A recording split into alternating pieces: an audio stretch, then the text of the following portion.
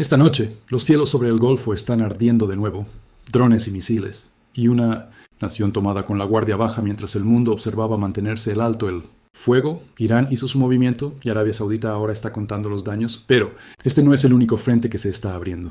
Dos estrechos, ambos completamente cerrados, las reservas de petróleo de una nación en llamas y, en lo más profundo de Irán, algo más se está gestando.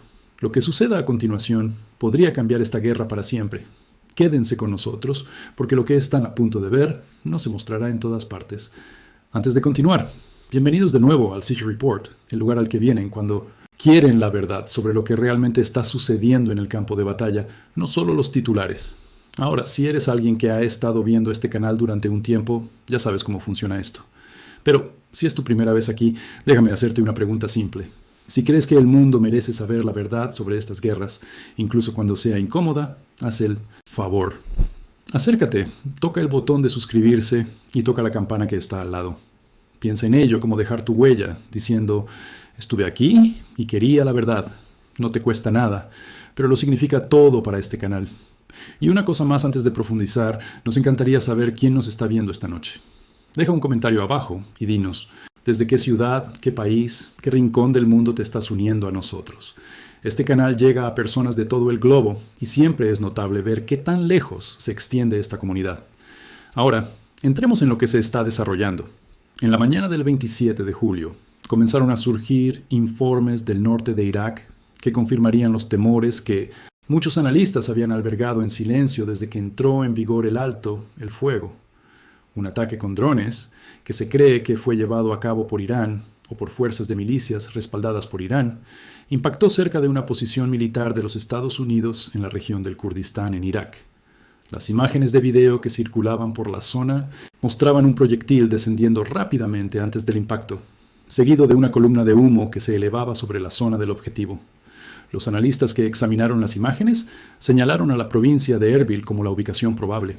Esta zona tiene una importancia particular ya que alberga tanto a las fuerzas estadounidenses como a los combatientes aliados locales que han trabajado a su lado durante años. El segundo video, filmado desde un punto de vista diferente, mostraba una escena similar desarrollándose, esta vez en el distrito de Koya, también dentro del Kurdistán iraquí. Nuevamente se podía ver humo elevándose desde el punto de impacto, aunque el objetivo específico alcanzado en esa ubicación permanecía sin confirmar en el momento de la redacción del informe. Lo que hace que este ataque sea particularmente significativo es la identidad de los considerados responsables. Si bien el ataque se ha atribuido ampliamente a Irán, la fuente más precisa parece ser las Fuerzas de Movilización Popular, comúnmente conocidas como la PMF. Esta es una red de apoderados respaldada por Irán que opera dentro de Irak, y se entiende ampliamente que sus acciones reflejan instrucciones directas de Teherán. Los analistas que siguen de cerca la región han sostenido durante mucho tiempo que no existe una separación significativa entre un ataque llevado a cabo por la PMF y un ataque ordenado por el propio Irán. En la práctica, los dos funcionan como una sola cadena de toma de decisiones. La importancia de esta distinción no se puede exagerar. Además, significa que lo sucedido en Erbil y Koya no fue la acción de una milicia independiente, actuando por sus propios agravios. Fue, según el análisis, un movimiento calculado que se originó en el liderazgo iraní, utilizando una fuerza apoderada para golpear los intereses estadounidenses, mientras mantenían una capa de negación oficial. Mientras aún se evaluaba la situación en Irak, un segundo frente se abrió casi simultáneamente. Jordania sufrió un asalto coordinado con drones, con múltiples aeronaves no tripuladas lanzadas hacia objetivos dentro de su territorio. Las fuerzas de defensa de Israel confirmaron que una cantidad de estos drones fueron interceptados con éxito antes de llegar a sus destinos previstos. Esta no es la primera vez que Jordania se encuentra en la mira durante este conflicto. El reino ha seguido siendo un punto de conflicto recurrente a lo largo de la confrontación más amplia, y fue dentro del territorio jordano donde 3 miembros del servicio estadounidense perdieron la vida al principio de la guerra, una pérdida que sigue siendo un momento definitorio de la campaña. Tomados en conjunto, los acontecimientos en Irak y Jordania pintan un cuadro de una escalada coordinada en múltiples frentes en lugar de un incidente aislado. Durante un breve periodo posterior al alto, el fuego, se había producido una pausa notable en las acciones ofensivas a gran escala. No se registraron ataques importantes durante varias noches consecutivas. Esa pausa ahora se ha roto, y se ha roto de una manera que sugiere una planificación deliberada en lugar de un estallido espontáneo. lo que más preocupa a muchos observadores es el momento oportuno. Este ataque no ocurrió de forma aislada. Llegó en un momento en que los canales diplomáticos aún estaban técnicamente abiertos, cuando la conversación sobre un posible regreso a las negociaciones no había desaparecido por completo de las declaraciones oficiales. Sin embargo, incluso mientras esas conversaciones continuaban en segundo plano, los misiles y los drones ya estaban en el aire apuntados a posiciones alineadas con Estados Unidos y a un reino vecino que repetidamente se ha visto atrapado en el fuego cruzado. Para quienes siguen de cerca este conflicto, el mensaje que se envía parece claro. A pesar de las declaraciones públicas que sugieren apertura al diálogo, las acciones sobre el terreno cuentan una historia diferente. Los ataques continúan, las fuerzas apoderadas permanecen activas, y dos naciones separadas, Irak y Jordania, ahora se encuentran lidiando con las consecuencias directas de una guerra que muchos esperaban que comenzara a calmarse. A medida que se despeja el polvo de estos ataques iniciales, la pregunta que enfrentan tanto los planificadores militares como los gobiernos regionales no es si esto marca una escalada. Eso parece estar resuelto. La verdadera pregunta es hasta dónde está diseñada para llegar esta ola actual de agresión y qué viene a continuación. Mientras la atención permanecía fija en los ataques en Irak y Jordania, una crisis separada e igualmente grave se desarrollaba a lo largo del borde occidental de la península arábiga. Arabia Saudita se encontró bajo un asalto sostenido con fuerzas hutíes, lanzando una ola de drones directamente a la infraestructura petrolera del reino. El objetivo principal fue la instalación de Aramco, ubicada en Jizán, una región en el sur de Arabia Saudita, que desempeña un papel significativo en la red de producción de energía del país. Las imágenes de la escena mostraban densas columnas de humo elevándose hacia el cielo, visibles desde una distancia considerable. Las imágenes de satélite confirmaron más tarde la escala del daño, mostrando incendios activos en secciones de la instalación, tras lo que se describió como un ataque combinado de misiles y drones. Se confirmó el impacto en dos grandes tanques de almacenamiento de petróleo, lo que provocó incendios significativos que tomó tiempo controlar. Para una instalación de este tamaño e importancia, la pérdida de capacidad de almacenamiento conlleva consecuencias que se extienden mucho más allá del daño físico inmediato. Este no fue un evento aislado. Arabia Saudita ahora ha soportado repetidos ataques en el curso de varios días consecutivos con los hutíes, manteniendo una presión casi constante sobre los activos energéticos del reino. Los barcos asociados con los intereses saudíes también han sido atacados durante el mismo periodo, lo que sugiere una campaña más amplia orientada no solo a la infraestructura terrestre, sino también a las rutas marítimas que la sustentan. Lo que hace que este patrón sea particularmente notable es el contraste que presenta con el comportamiento de otras partes en el conflicto. Estados Unidos, por su parte, no ha llevado a cabo un ataque ofensivo importante desde el jueves anterior. No se tomaron medidas el viernes por la noche, ni el sábado, ni el domingo. A pesar de esta pausa prolongada por parte de Washington, los hutíes no han mostrado signos de desaceleración.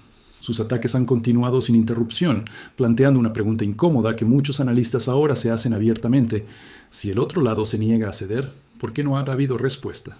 La presión sobre Arabia Saudita se intensificó aún más cuando los funcionarios hutíes anunciaron que el estrecho de Bab el-Mandeb, un paso crítico que conecta el Mar Rojo con el Golfo de Adén, estaría completamente cerrado para Arabia Saudita. Este anuncio llegó la misma mañana que los informes de Jizán, lo que significa efectivamente que Arabia Saudita ahora enfrenta un acceso restringido en dos frentes simultáneamente. Ahora, el estrecho de Hormuz permanece cerrado como lo ha estado durante algún tiempo, y ahora el Bab el-Mandeb se ha añadido a esa lista. Dos importantes puntos de estrangulamiento marítimo, ambos efectivamente sellados al mismo tiempo. Las consecuencias de este doble bloqueo ya son visibles en los datos de navegación. El tráfico a través del Bab el-Mandeb ha disminuido drásticamente desde los ataques hutíes contra las instalaciones petroleras saudíes del Mar Rojo, comenzó. En el recuento más reciente, solo 11 buques de carga realizaron el cruce en un solo día, el total diario más bajo registrado en meses. Este corredor es ordinariamente una de las rutas marítimas más transitadas del mundo, moviendo una parte significativa del comercio global. Una caída de esta magnitud indica más que una interrupción temporal. Señala un cambio fundamental en cuán segura consideran los transportistas internacionales que es esta ruta. Menos barcos transitando significa menos mercancías llegando a sus destinos, según lo programado, y su escasez tiende a empujar los precios hacia arriba en una amplia gama de industrias, desde la energía hasta los bienes de consumo. Para una economía global que todavía se está adaptando a los efectos más amplios de este conflicto, el cierre prolongado de dos estrechos importantes a la vez representa un riesgo acumulativo grave. Aun cuando estas interrupciones aumentan, hay señales de que Estados Unidos se está preparando para una respuesta mayor. Los aviones cisterna de reabastecimiento y las aeronaves de suministro han continuado llegando a la región en números crecientes, lo que sugiere que hay un despliegue en marcha, aunque todavía no se haya traducido en una acción militar directa. Queda por ver si este despliegue representa una verdadera pausa antes de renovados ataques o simplemente un enfoque más lento y cauteloso hacia la siguiente fase del conflicto. Lo que está claro es que Arabia Saudita, por ahora, continúa absorbiendo los daños, en gran medida por su cuenta. La situación que se desarrolla ahora a través de la península arábiga ha ido más allá de incidentes aislados en tierra. Lo que los analistas están observando más de cerca es lo que sucede en el mar, donde dos de los corredores marítimos más importantes del mundo han sido cerrados al mismo tiempo. Esto nunca ha sucedido simultáneamente en la memoria reciente, y las implicaciones van mucho más allá de la propia región. El primero de ellos es el Estrecho de Hormuz, una vía navegable estrecha que ha permanecido cerrada durante un tramo prolongado de este conflicto. Los funcionarios iraníes han sido inequívocos sobre su posición respecto a este cierre. Las declaraciones de Teherán han dejado claro que el estrecho permanece completamente cerrado y que cualquier conversación que tenga lugar sobre su estado es estrictamente entre Irán y Omán. Según los portavoces iraníes, estas conversaciones no tienen nada que ver con los Estados Unidos, a pesar de las especulaciones en los medios occidentales que sugieren lo contrario.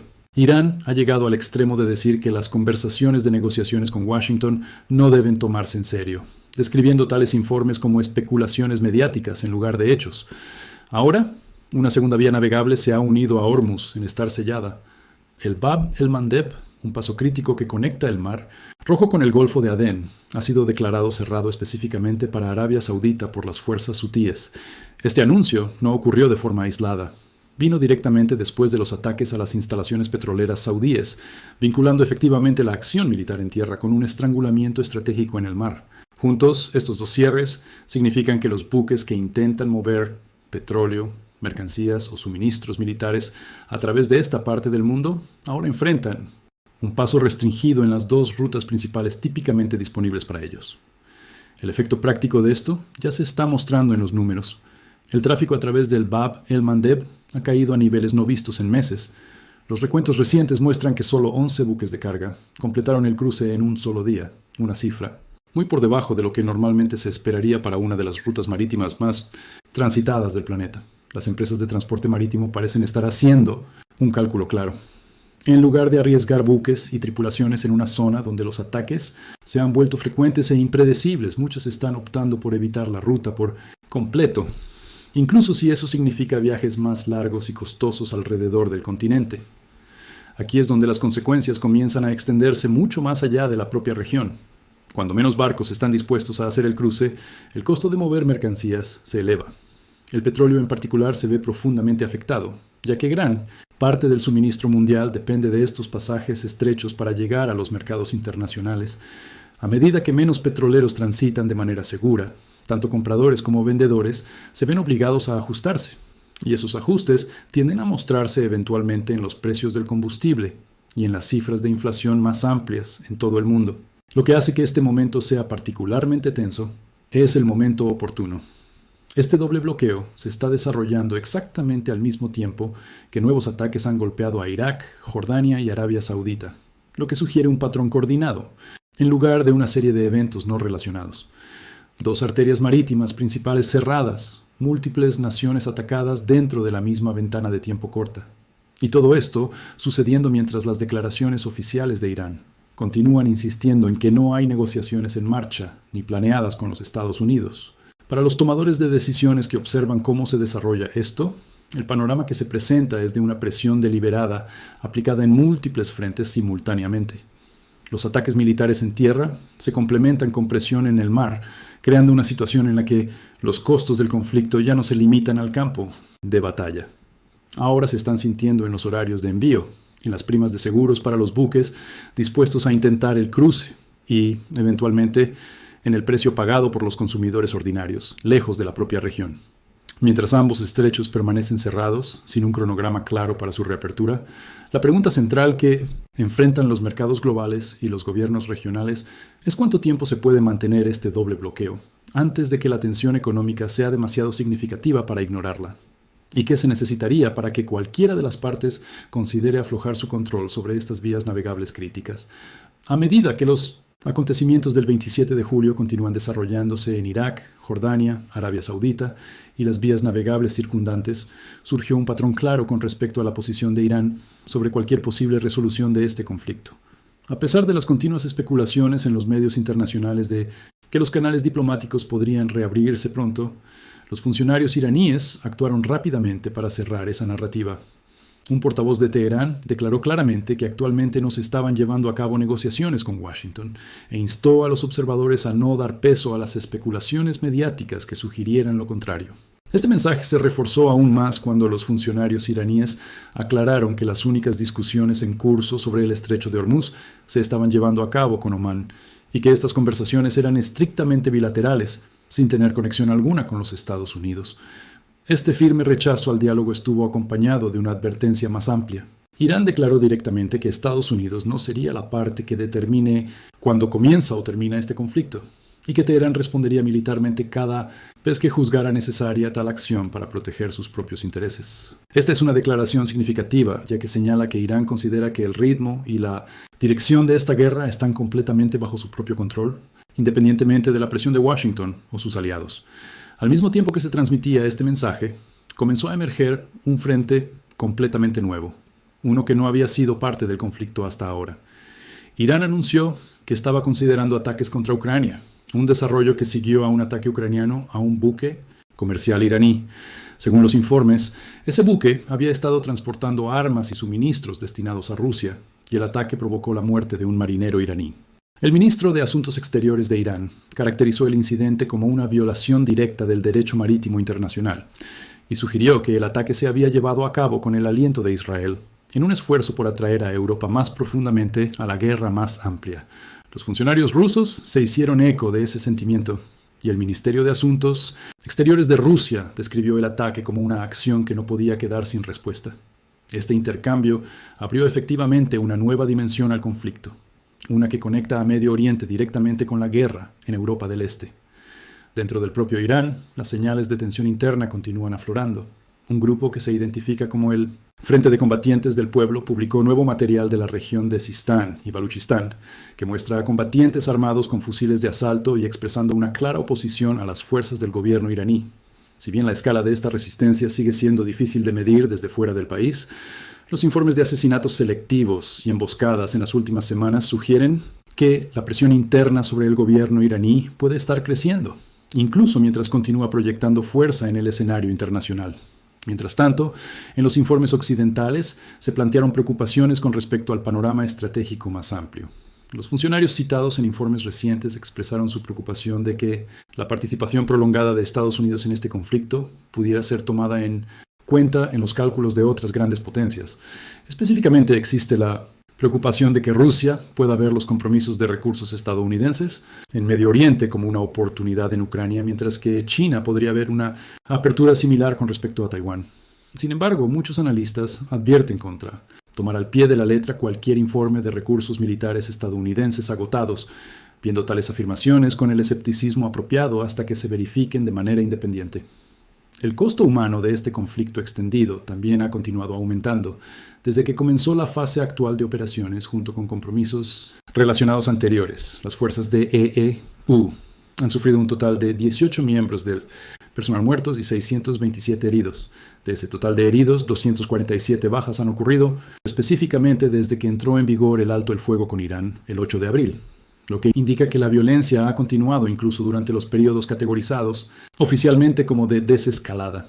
Tomados en su conjunto, los acontecimientos de este solo día revelan un conflicto que se está expandiendo en lugar de contraerse. Los ataques en Irak y Jordania, un asalto renovado a Arabia Saudita, los estrechos principales sellados, un nuevo frente que se abre con Ucrania. Crecientes señales de malestar dentro de Irán, todo apunta hacia una situación que se vuelve más compleja día a día. A medida que las declaraciones oficiales continúan descartando la negociación, la pregunta que enfrentan los gobiernos regionales y los observadores globales ya no es si este conflicto continuará, sino cuántos frentes adicionales puede abrir antes de que sea posible alguna resolución.